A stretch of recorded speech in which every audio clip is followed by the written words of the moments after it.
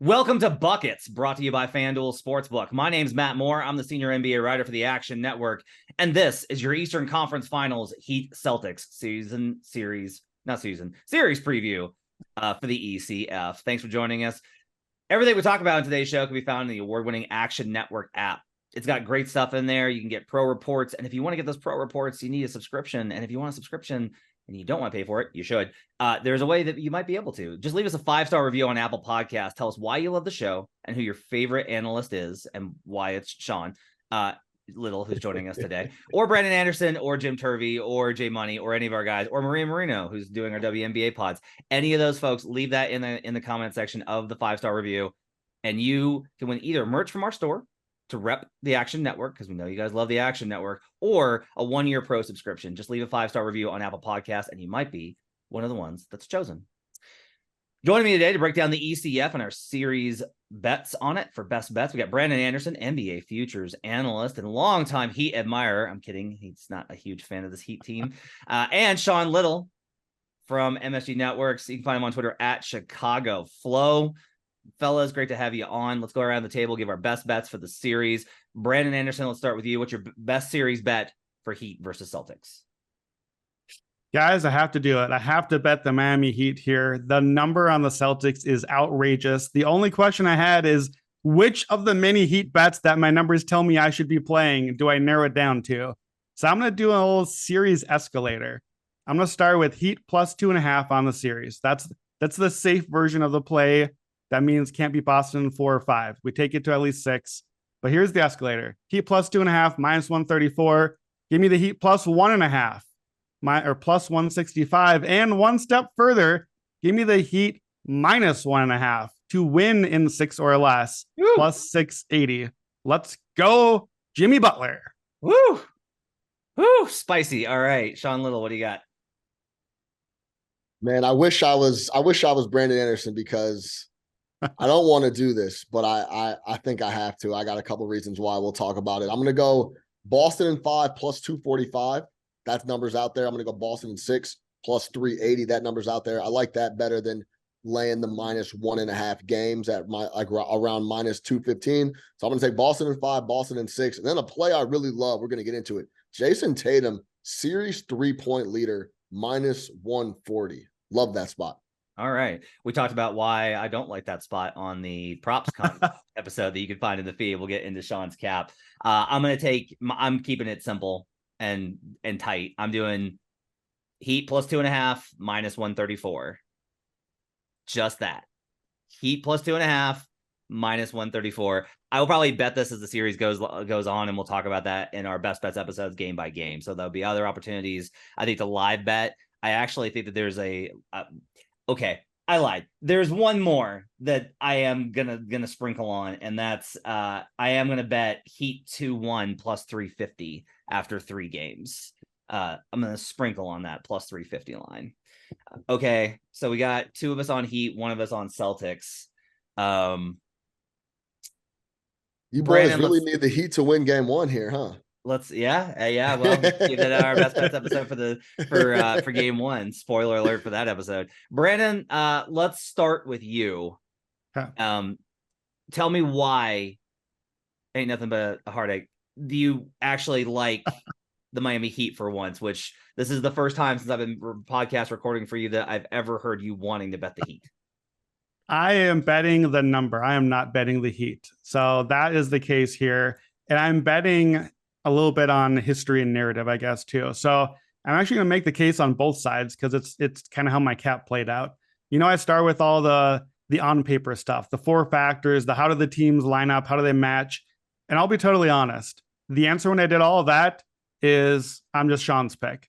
I think the Celtics in 5, Celtics in 4. This is a mismatch. The Heat are, hey, you know what? Let's do a 3-point shootout. You take all the shots. We'll take all the shots. We just don't really know how to shoot. Oh, no. Boston is not the team you want to do that to. I think on paper, Boston is kind of the version of the team Miami wishes that they were. They take all the shots, but they actually make them. They play defense, but it's actually really good and consistent. On paper, this should not be close. on paper, the Heat should have been out 3 weeks ago. And here are the problems where I come to and why I don't believe that I can't trust my straight analysis on this. The Celtics play with their meat. They just do. They don't put teams away. I even had this number before, and I couldn't believe I dug a little more into it. This team over the last 6 seasons, throughout the first round, obviously you're playing easier teams, certainly the Celtics, who have a pretty good seed, then it counts. But after the first round, let me just give you some numbers here on the length of series the Celtics are playing in post first round. Obviously, they just went 7 last year. They won a game 7. They won another game 7. They lost in 6. Previous year, they won a game 7. They lost in 6. They lost in 5 the year before. They won a series in 5. Philadelphia doesn't really count. Then they lost in 7. And the previous year, they won another game 7, then lost in 5. So they're averaging 6.3 game length series past the first round. 5 of their 6 series wins were in game 7. They don't know how to slam the door. They don't know how to close the door. They can't even give it a little push. They just have to get their hand slammed in the door repeatedly and then finally begrudgingly step through it in game 7. And the Heat are the exact sort of team on the flip side of that pushes you all the way. I try to just kind of think through, okay, all right, Brandon, I missed the game last night. Wait, the Heat won? What happened? Let me give you 5 easy answers as to what happened. How did the Heat steal a game? Number 1, Eric Spoelstra, Joe Mazzulla. Massive coaching differential. Easy for me to see a game or more than one game where the coaches just swung things way too much. Number 2, we got a close game late. The Celtics gave it away and the Heat took it. We've seen that all year. The Heat are 15-8 in 3-point games. They've played more close games than anyone. The Celtics never know how to close these games out. Number 3 and number 4, shooting variance. Celtics missed all their shots. The Heat made all their shots. We're getting a lot of threes that can go there. And then number 5 is our game 1 cap you can hear on the other feed, on the other pod, coming off of game 7. It's just a bad spot for Boston in game 1. So that's the cap. All my numbers say to take Miami here. My Miami plus 1.5 spot, the number I have for that is the number I'm paying for Miami plus 2.5. The books, by my numbers, are giving us a full free game of Miami Heat in this series. And if I have that much of an advantage in my numbers, I hate it. But I have to play all the Heat stuff because the numbers don't line up for me. Yeah, so we talked a little bit about this on the Best Bets pod. The numbers for Boston were juiced last round with the Sixers, right? And we took my best bet was Sixers plus 2.5, and the cap there was, I can't believe you stole my cap. You just flat out stole my cap, and I'm livid with you for it. But it's the Celtics fuck around. This is just what they do. After they lost two games to the Hawks, that was the light bulb moment for me. Because they go 7 without Middleton. You know what? The Bucks are really good though, and they go 7 versus the Heat last year. Well, that Heat team was the number 1 seed in the Eastern Conference. Then they go 6 with the Hawks, and that's when I was like, there's something here. This team, because of that shooting variance, I think it's such an important point, Brandon, that shooting variance means inherently that there's going to be games when their offense is trash, and they lose process on both sides when they're not hitting shots. They are way more reliant on offense, which is ironic because we killed them for their offense last year. But they're way more reliant on hitting threes. If they're not, their entire process starts to wobble and fall apart. They fucked around versus the Hawks. They fucked around versus the Sixers right off the bat, right? I had plus 2.5 and hit that by game 4. That was easy. And it's the same kind of deal here. I understand a little bit more of why this number is what it is, because we are talking about how are the books supposed to get to an accurate number here based off of the 8 seed for a team that was 500 all season without major injury issues, with what it was honestly they were unimpressive on both sides of the ball. Right? And this is where I will say, look, I think that the Celtics will give us an opportunity to bet the Celtics here. I think it's now we want to bet Heat. They will give us an opportunity to bet Boston because Boston is way better. I'm not saying this Heat team shouldn't be here. They earned their way here. But let's be clear about what happened. They shot 60% EFG or better in the first 3 games of the Bucks series. The Bucks had Giannis get hurt. and they fell apart. Like a lot of stuff went on there.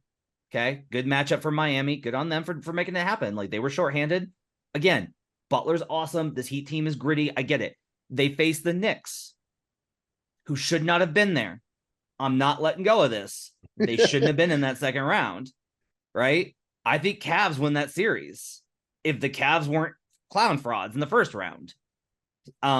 Meanwhile, like the Heat shot less than 50% EFG in 3 of the final 4 games versus the Knicks, and they still won because the Knicks had a fraudulent number 2 offense that fell apart once it faced a real playoff defense, right? So now the Heat are in the ECF, and they deserve a lot of credit for that, and it's an incredible accomplishment. 3 out of 4 years they've made the ECF. That's amazing. Eric Spoelstra is one of the best coaches in league history. He's amazing. Jimmy Butler, all-time playoff performer. He's amazing. They're up against a much better team here. But Boston is going to fuck around enough for us to have a chance to bet the other side. Like, that's my goal here is I want to get both sides. And I think we're going to get that. I think the Heat are taking game 1. You can listen to the best bets pod on why. And I think the Heat are taking game 3. And I think everyone's going to be like, oh, here we go again with Boston. They can't screw around like they did with the Sixers. Yes, they can. The Heat are not as good as the Sixers. So after game 3, I think I'm going to have a great chance at betting Boston back. I want to take the 2.5 as my best bet, but those are what I want. All right, Sean. I gave you some of the numbers here, but tell me why you like the Celtics across the board on the cap here.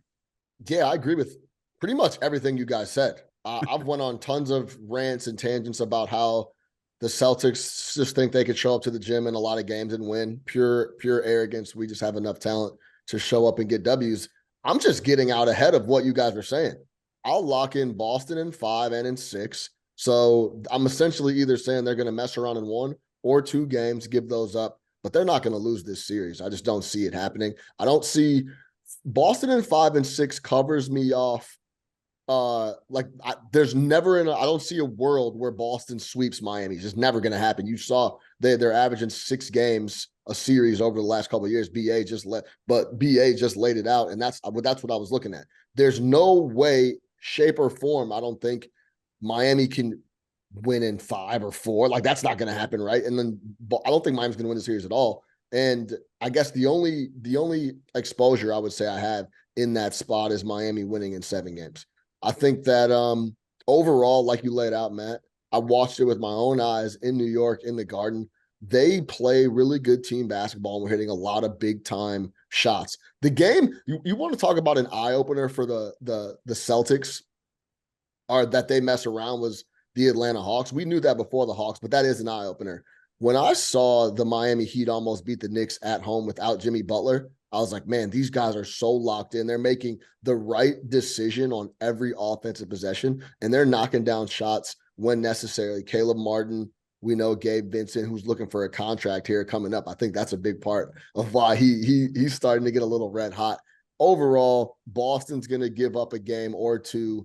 I like these 2 spots. And I'll take the plus 245 where you could find, and I think Boston in 6 at plus 380 is readily out there. So I like that spot. Boston gets it done. Caleb Martin and Highsmith got most possessions on D versus Tatum this year in 4 games. That's not going to be able to get it done, especially with the confidence. And I'm going to get into that confidence here when I talk about the 3-point prop.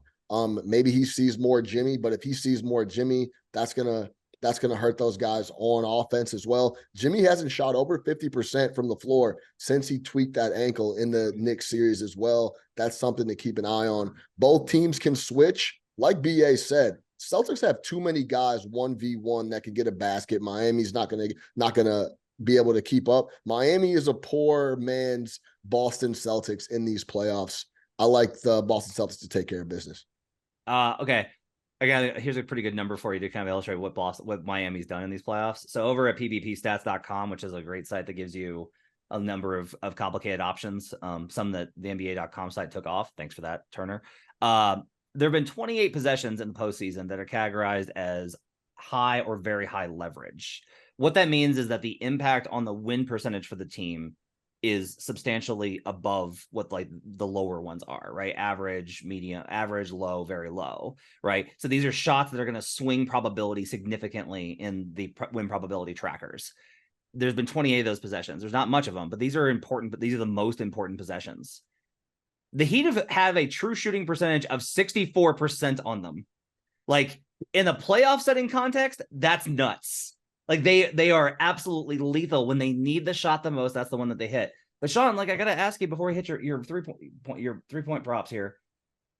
You talked a little bit about it, but I want to hit it again. Yeah. Like why Celtics minus one? Why Celtics in 5? Like why take that approach when like how can you feel confident that Boston's not going to give them another game? They gave the question is like they gave the Hawks 2. Now don't get me wrong, the Hawks beat the Heat, which is really funny. But like, why is Boston going to give Miami fewer games than they gave the Hawks? Yeah, I can't. I mean, I have a tough time, I guess, arguing that. I just think overall that's why I bet 5 and 6. I think that just. This is a bad matchup for the Miami Heat. 1v1, they're going to get they're going to switch a lot on D. That's what they've been doing. Both teams have been doing that all year, most of the playoffs as well. And when it comes to 1v1 and getting baskets, Boston has more offense, and they're going to have a little more defense and length to deal with Miami's ball movement and closing out on the 3-point ball. You're right. Listen, I despise the Boston Celtics. I really don't like the Boston Celtics. I don't like anything about what they represent. They mess around with their meat, just like BA was saying, and they've done that over and over and over again.